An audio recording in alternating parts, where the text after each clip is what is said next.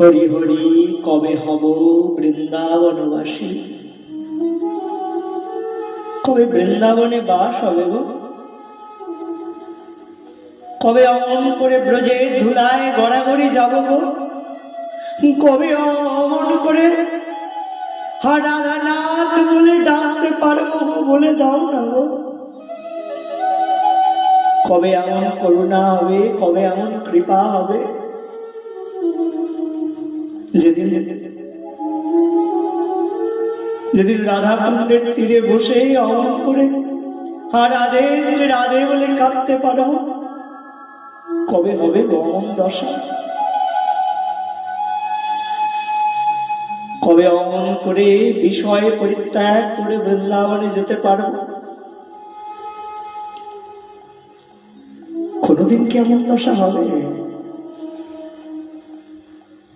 কোনদিন কি বৃন্দাবনে যেতে পারবো? কেন জানো?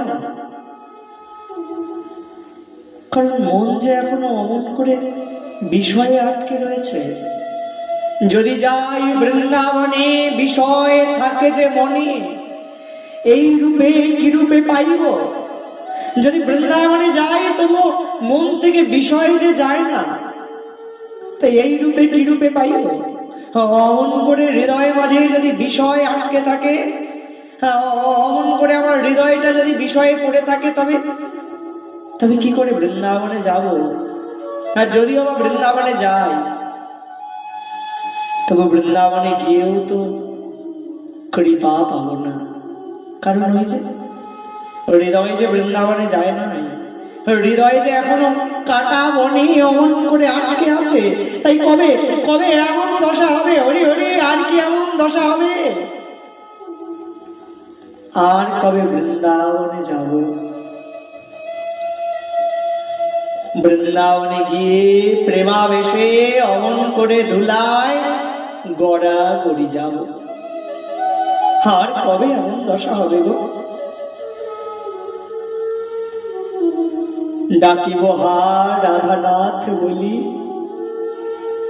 বৃন্দাবনে গিয়ে অমন করে আর রাধানাথ বলে ডাকবো। আর আমি জানি একবার বৃন্দাবনে গিয়ে কেউ যদি রাধানাথ বলে ডাকে, তবে রাধানাথ তাকে কৃপা না করে থাকতে পারে না গো। কিন্তু আমার এমন দশা কবে হবে?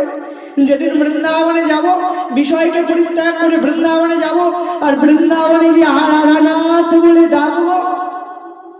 আর অমন করে নয়নে নিরখিব, নয়নে যুগলের উপর রাশি, আর অমন করে নয়ন দ্বারা যুগলের রূপ রাশি দর্শন করব।